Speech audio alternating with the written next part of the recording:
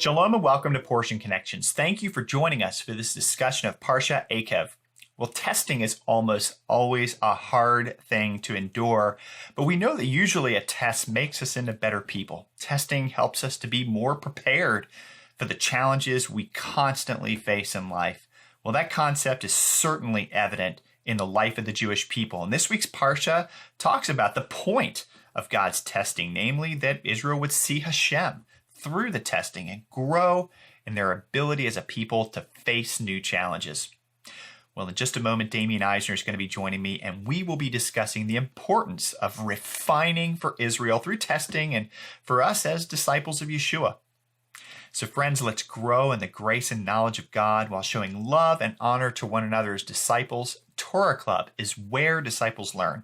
So let's enjoy growing and learning this week in Parsha Akev. Hey, Damien, good to see you. We're making our way through Deuteronomy. So because it's Parsha Akev, let's discuss it. Get it? I see what you did there, because Akev, one of the meanings of the word Akev is because. I get it. So because you said that. All right, you got it. Good. I'm glad you were following my humor there. Because you said that, let's look at this text that's there. That says, it's the opening of the Parsha. Then it shall come about, because you listen to these judgments and keep and do them, that the Lord your God will keep with you his covenant and his loving kindness, which he swore to your forefathers. Now, that sounds good, and it really gets better from there. It says, because you listen and observe, God will love you, bless you, multiply you, bless the fruit of your womb, bless the fruit of your land. You'll be more blessed than all the people. Wow, what a parsha, right? It seems as if Israel has arrived. Moshe is talking to the most virtuous of people, it would seem, yeah? Yeah, everything sounds good, but at least in chapter 7, I would say here in our parsha, but it kind of takes a little turn. We see pretty quickly that God really isn't basing his promises on their virtuous character. Moses reminds them really of some shortcomings and that they shouldn't be too proud of themselves. Yeah, it's almost, I say this cautiously. It's sort of like a bait and switch, isn't it? Like, he says, you guys are going into the land, and because you've listened and observed, you're going to be blessed. But, and then he goes on to say, do not say in your heart when the Lord your God has driven them out before you, because of my righteousness the Lord has brought me in to possess this land. But it is because of the wickedness of these nations that the Lord is dispossessing them before you. It's not for your righteousness or the uprightness of your heart that you're going, and it goes on, and he says, and it's because they're horrible, the people that are there, and I'm paraphrasing, confirming the oath which the Lord swore to your fathers, to Abraham, Isaac, and Jacob.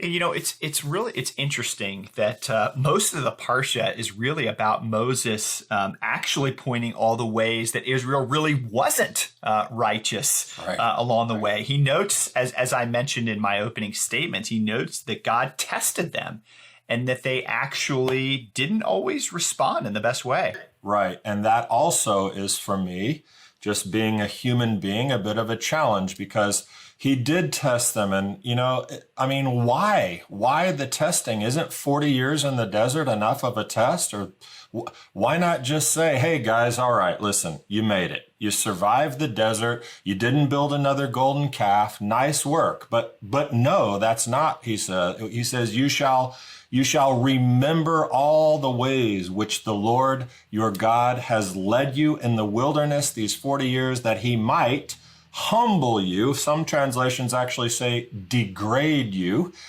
testing you to know what was in your heart, whether you would keep his commandments or not. Got it. Yeah. So actually, in Focus Section 3 in the Shadows of the Messiah workbook, it mentions one reason for the testing, and it really talks about how it was a refining, an opportunity for God to know really what was in their hearts and whether they would keep his mitzvot, his commandments. And I agree with that. totally. Here's my question. Didn't God already know what was in their hearts? I mean, he's Hashem. He knows. I mean, didn't he already know what the outcome was going to be?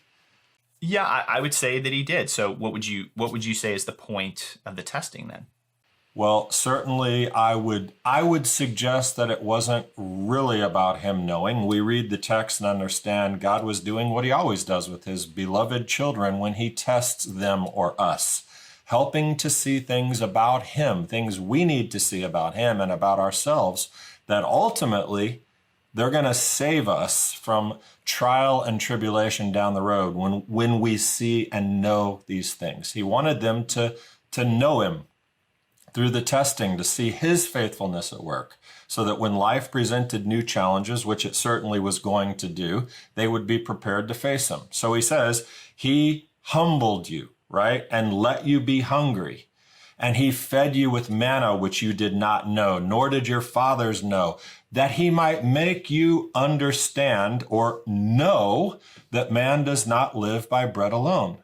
He lives by everything that proceeds out of the mouth of the Lord. And that's a familiar word from our Messiah Yeshua when he was tested, right? He quoted that, yeah. He already knew, God knew, but they needed to know. And sometimes the tests are the only way that he can get our attention. And there's this other important thing he's doing that I think speaks directly to Yeshua followers, because Moses tells Israel, God's going to do all these great things for you, but don't think it's because you're righteous. Yeah. First off, as we already said, it's because the nations are so much more unrighteous than you. But also, and this is really important, God is demonstrating once again his covenant faithfulness. In other words, it's really because of the promises I made to those who came before you, to Abraham, Isaac, and Jacob, that I'm bringing you in. Yeah, I mean, that's something, that point right there is really important, because he really repeats that throughout the Parsha, right? Over and over. Yeah. And here's a great connection, and the commentary this week speaks to this. Israel was tested. They failed. It happens. But if their entry into the land depended on their ability to not ever fail a test, they had absolutely no hope. And in What About the Sacrifices, which I think is required reading from our colleague Daniel Lancaster, where he especially introduces this concept of the suffering of the righteous, a beautiful, clear explanation of the idea. I recommend it for every believer in Yeshua. Yeah, love that book. Love it. It changed my life, actually. Yeah. But here we see that even the testing of the righteous when they pass has merit for those that come after. We see the patriarch testing having a future positive outcome.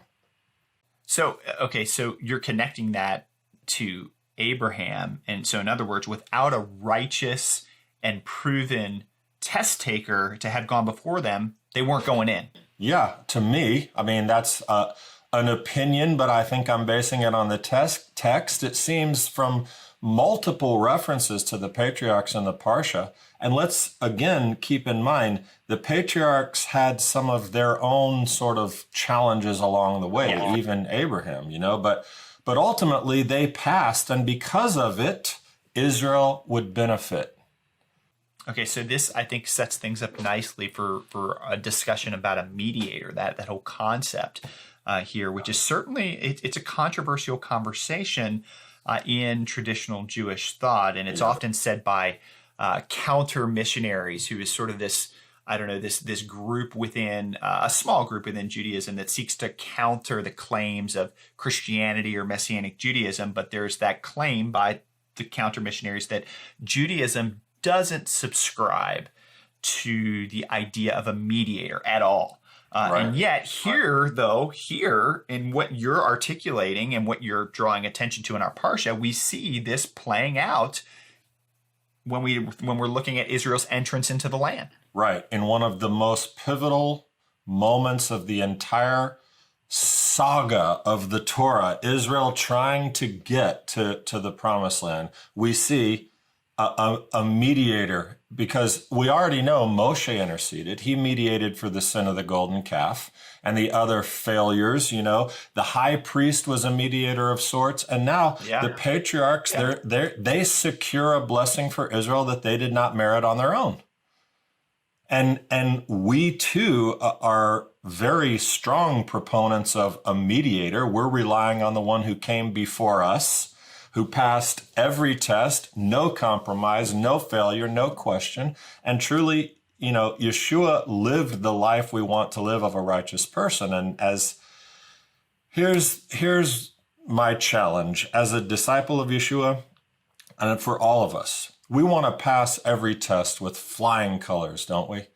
I mean, we hate to fail. We want to walk out the mitzvot. We want to love God, love each other, live happily ever after. And yet, life continues to confront us with challenges or tests.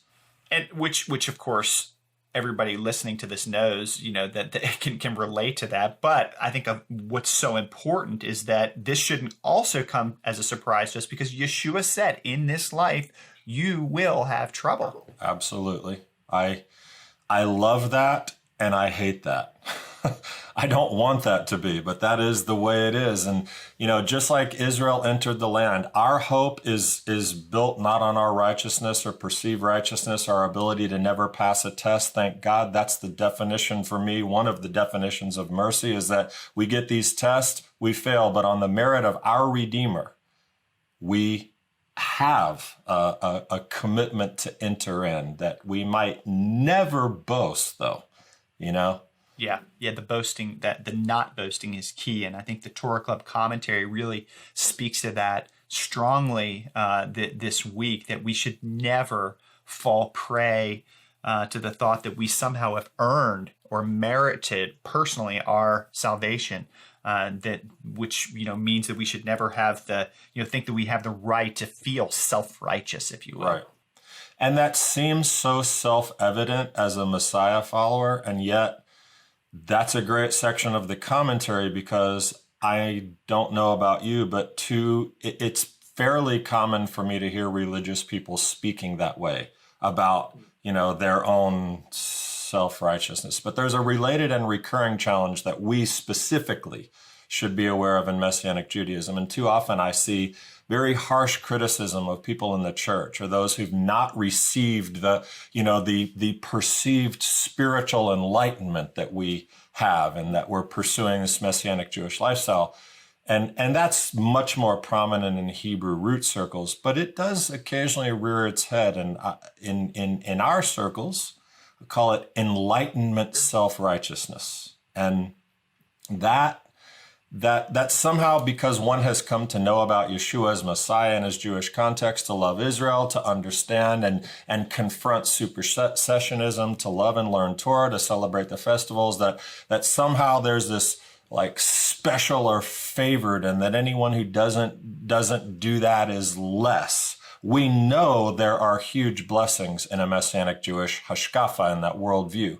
And I consider it a great honor and privilege that we all share, that we get to share the teaching, what we're learning, but we're always careful to live and share humbly, because anything less would be the exact opposite purpose of being chosen.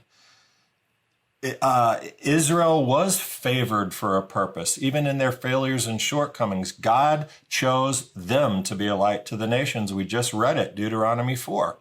And we have a similar calling, not to walk in holier than thou attitudes, but to share the great blessing of what we've been shown and given by Hashem. And I heard this great quote this week: learn more, know less. Learn more, know less. We are all on a journey. Learn more, know less. We're all on a journey. That's great. That's a great quote, but I would say that's a humbling consideration. And I think Akev really is a pretty humbling portion. And there's this last beautiful component that I think really is my favorite. And it says, beware that you do not forget the Lord your God by not keeping his commandments and his ordinances. And it goes on and it talks about how they enter the land and, they'll be satisfied and they're going to have silver and gold multiplying and their heart will become proud and they'll forget Hashem who brought them out of the land. And Moses speaks to the past testing and thankfully the test passing that the patriarchs demonstrated. But he says, and this is important, there will be more tests to face. So the first Redeemer is laying this out and saying, listen, don't forget God. Messiah Yeshua, the second Redeemer, the final Redeemer, comes and says, you're going to have tests, keep the faith, keep going. But, in this context, don't forget me. Thankfully, in the merit of the righteous, you've inherited the land, but now you've got to remember me. To Israel, remember all that I've done, even when it seems that the success is by your own hand and the tendency is to believe in yourself and your ability. Remember where you came from. And that is a great lesson for all of us who live with such immeasurable blessing around us. It's sometimes easy to forget the source of blessing and neglect the source of our future hope. So it's this. Know how you got here, know why you're here, know where you're going, and know who's going to get you there. Man, I love that. Just because.